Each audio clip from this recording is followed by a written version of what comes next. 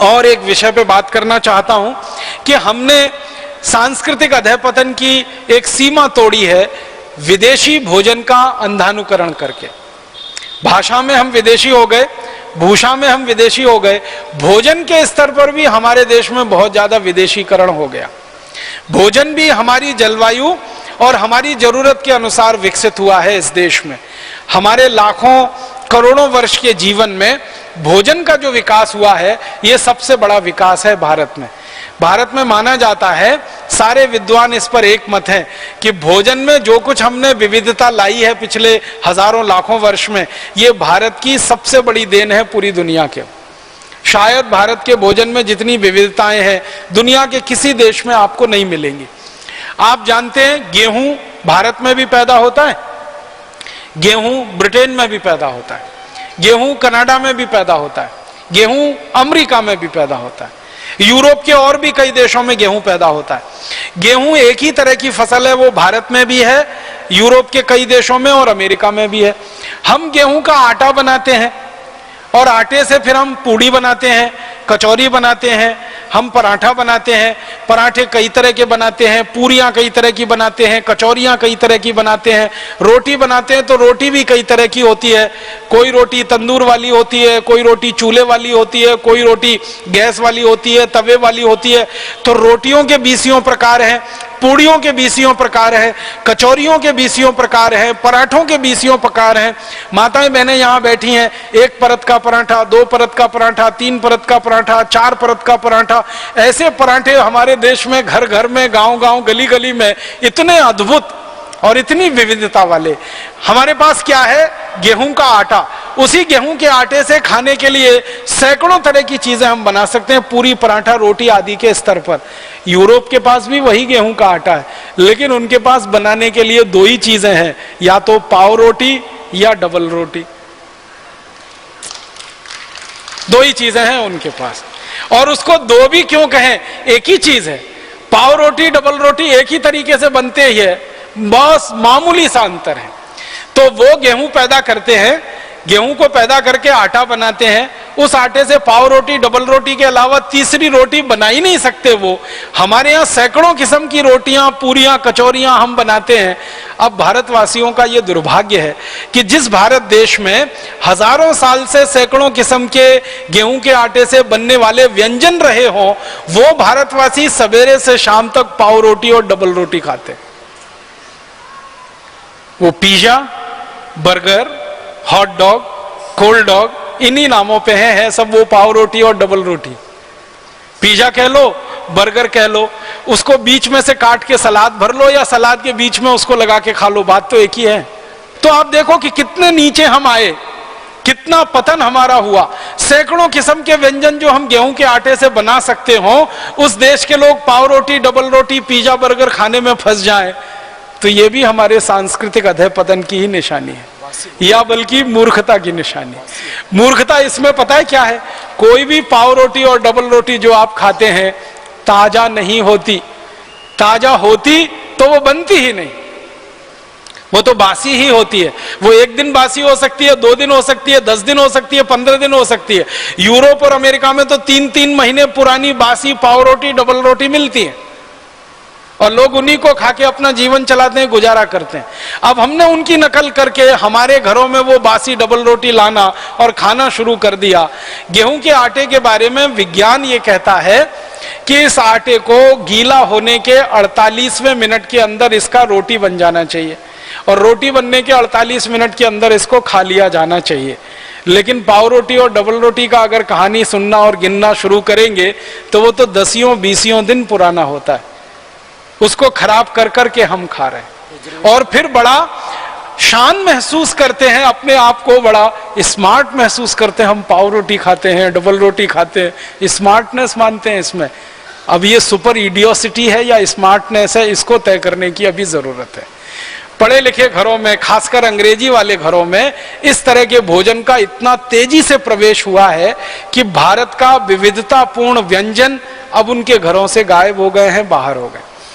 अगर आप ईमानदारी से एक काम करें, हम में से कोई भी ये काम करे, जिस दिन हमारा जन्म हुआ और जिस दिन हमारी मृत्यु हो, ये सारे दिन हम गिन लें, उतने दिन हम नए नए व्यंजन बना के भारत में खा सकते हैं। इतनी विविधता इस देश में हजारों साल से उपलब्ध रही है। अब उस भारत में गिने चुने 2-4 व्यंजन जो अंग्रेजियत वाले हैं वो हमारे घरों में घुस गए। व्यंजन घुस गए, डबल रोटी, पाव रोटी, उसके साथ बिस्किट आ गया। जिस देश में ताजा रोटी बनती हो, ताजा भाकरी बनती हो, ज्वार की भाकरी बनती हो, बाजरे की बनती हो, मक्के की बनती हो, तीनों की मिलाकर बनती हो, उस देश के लोग बिस्किट खाने लगे, उस देश के लोग डबल रोटी और पाव रोटी खाने लगे। तो इससे ज्यादा शर्मनाक और कुछ हो नहीं सकता। तो भोजन के स्तर पर इतनी ज्यादा गिरावट हम में आ गई है। और इससे भी बड़ी एक गिरावट हम में आई है। हम भारत में इतने अद्भुत देश में रहते हैं जिसकी कल्पना किसी देश को नहीं हो सकती। हम भारत में ऐसे स्थानों पर रहते हैं जहां हमको ताजा सब्जी सुबह और शाम दोनों समय उपलब्ध होती है। भारत के किसी भी राज्य में आप रहते हो, ताजा टमाटर, ताजा मटर, ताजा गाजर, ताजा मूली, ताजा पालक, ताजा मेथी, ताजा बैंगन, ये सारी सब्जियां ताजी की ताजी सुबह भी मिलती हैं, शाम को भी मिलती हैं। और आपके घर तक आकर कोई देके जाता है। आप जानते ना, कोई ठेले वाला आता है, कोई खोमचे वाला, रेहड़ी वाला आता है और आवाज देके, बहन जी सब्जी ले लो, माता जी सब्जी ले लो, घर के सामने आकर आपकी घंटी बजाकर, आपका दरवाजा खटखटाकर, बोलकर, चिल्लाकर आपको घर में ताजा सब्जी देकर जाता है। ये सपना अमेरिका में रहने वाला कोई आदमी सोच नहीं सकता, देख नहीं सकता। यूरोप में किसी को कल्पना नहीं हो सकती कि सवेरे ताजा सब्जी, शाम को ताजा सब्जी कोई घर के सामने आकर दरवाजा खटखटाकर बोलकर देके जाए। अमेरिका में तो ताजा सब्जी लानी कल्पना की बात है, क्योंकि सब्जियां सब 7 से 15 दिन पुरानी मिलती हैं। इससे ताजा सब्जी तो कहीं मिल ही नहीं सकती। कोई कोई डिपार्टमेंटल स्टोर्स में 1-1 महीने पुरानी मिलती। और सब्जी लानी हो तो 20-25 मील से लेकर 100, 150, 200 मील तक कार चला के जाना पड़ता है, तब थोड़ी सी सब्जी आप ला सकते हैं। यहां घर के सामने कोई आपको सब्जी देकर जाता है, और सब्जी ही नहीं देता, आपका हालचाल भी पूछ लेता है। माता जी कैसी है, बिटिया आपकी कैसी है, तबीयत ठीक है कि नहीं ठीक है। आप सब्जी लो या मना लो, वो आपके घर की कुशल क्षेम पूछेगा, आप उसके घर की कुशल क्षेम पूछेंगे। माने हमारा उससे आत्मीय संबंध हो जाता है। ऐसा आत्मीय संबंध किसी भी डिपार्टमेंटल स्टोर वाली संस्कृति में हो नहीं सकता। इसकी कोई कल्पना किसी को नहीं। यूरोप और अमेरिका के लोगों को तो कोई ताजा सब्जी उपलब्धि नहीं है, उनके नसीब में नहीं है, क्योंकि उनके देश में होता नहीं है। बाहर के देशों से उनको सब आयात करके लाना पड़ता है। अब मुझे जो दुख होता है, अफसोस होता है, जिस देश में ताजा टमाटर सुबह भी मिले, शाम को मिले, वहां के लोग टमाटो सॉस खाएं जो 2-2 साल पुराना है, पता नहीं 3 साल पुराना है, 4 साल पुराना। जब ताजा टमाटर मिल रहा है, उसकी चटनी बनाकर हम सुबह खा सकते हैं, शाम को खा सकते हैं।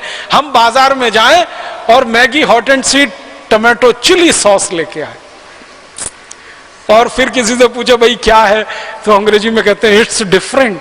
वो डिफरेंस क्या है? उसमें 3 महीने पुराना सड़े गले टमाटर का रस, ये है डिफरेंस उसका। ताजा टमाटर हम खरीदें 8-10 रुपए किलो मिले, और टमाटो चिली सॉस खरीदें 200 रुपए किलो मिले, ये डिफरेंस है उसका। 8-10 रुपए किलो के ताजे टमाटर की चटनी बना के खाएं, कितना स्वाद आए, और उसमें प्रिजर्वेटिव मिला के जो जहर है, कैंसर पैदा करने वाले 3-3 महीने, 6-6 महीने, साल भर पुराना टमाटो सॉस खाएं, ये डिफरेंस है। माने मूर्खता की पराकाष्ठा हमने जो है ना लांग ली है। इतना हमारे भोजन में परिवर्तन आया। ताजा टमाटर चटनी की बजाय टमाटो सॉस हमारे घर में आ गया। ताजा गेहूं के आटे की रोटी की जगह हमारे घर में महीनों महीनों पुरानी ब्रेड और डबल रोटी आ गई। पहले हमारे घरों में माताएं और बहनें रोज चक्की चलाती थी, रोज ताजा आटा निकलता था। सुबह का आटा शाम को इस्तेमाल नहीं होता था, शाम का अगले दिन सुबह इस्तेमाल नहीं होता था। इतना ताजा आटा खाने वाले लोग हम रहे हैं, इसलिए ये देश बीमारियों से मुक्त रहा है और दवाओं की जरूरत हमको ज्यादा नहीं पड़ी है। जब से हम हमने आटा सड़ा गला खाना शुरू किया है, महीनों महीनों पुराना आटे की बनाई हुई चीजें खाना शुरू की हैं, और महीनों महीनों पुराने टमाटर का सॉस खाना शुरू किया है, हमारी बीमारियां बढ़ी हैं और चिकित्सा का खर्चा बढ़ा है। घर का बजट तो बढ़ा ही है, बीमारियों का भी बजट बढ़ा है और खर्चा उसकी चिकित्सा का भी बढ़ता गया। इससे भी ज्यादा महत्व की बात जो मैं कहना चाहता हूं वो ये कि हमारे घर की सब माताएं क्या ज्ञान रखती हैं कि हमारे यहाँ जो जल्दी खराब होने वाली चीजें हैं ना, उनको खास तरीके से तैयार करके रखा जाता है। जो चीजें बहुत जल्दी खराब होती हैं, जैसे आम बहुत जल्दी खराब होने वाली चीज है, जैसे आलू जल्दी खराब होने वालों में गिना जाता है, जैसे गाजर जल्दी खराब होने वाली चीज है, जैसे मूली जल्दी खराब होने वाली चीज है, जैसे बंद गोभी पत्ता गोभी जल्दी खराब होने वाला, शलजम जल्दी खराब होने, माने जो भी चीजें हमारे घर में हमारे आसपास में जल्दी खराब होती हैं, जिनकी शेल्फ लाइफ कम है, उनको हम विशेष तरीके से तैयार करके रखते हैं। और वो विशेष तरीका है अचार डालने का।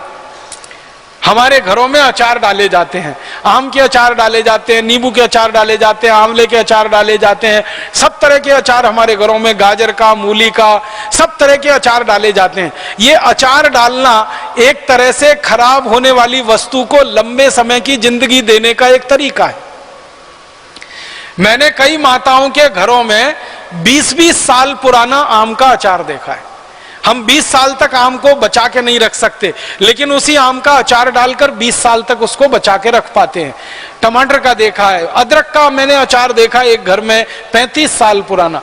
तो हमारे यहाँ ये अचार डालने की एक बड़ी वैज्ञानिक पुरानी परंपरा माताओं बहनों के द्वारा विकसित हुई है। अब हमारे यहाँ उल्टा हो गया है कि जो घरों की माताएं बहनें ये अचार डाल के घरों के आयुर्वेदिक औषधियों के उपयोग से, मेथी का उपयोग किया, धनिया का उपयोग किया, जीरे का उपयोग किया, हींग का उपयोग किया, या और हमने आयुर्वेदिक औषधियों का उपयोग किया जो हमारे रसोई में है, और इनको अचारों में मिलाकर ऐसे रखा कि 20-25 साल तक वो सुरक्षित है, नींबू है, अदरक है, वगैरह वगैरह। अब हम इतने ज्यादा पश्चिमी या विदेशी अंधानुकरण के शिकार हो गए हैं कि अचार डलना ही घरों में अब बंद हो गए हैं। बाजार से पड़ा पड़ाया अचार लाना हमने शुरू कर दिया है और उसको मेज पे और अपने खाने में परोसना शुरू कर दिया। शर्म आनी चाहिए, खरीदे हुए अचार को अगर हम थाली में परोस रहे हैं तो।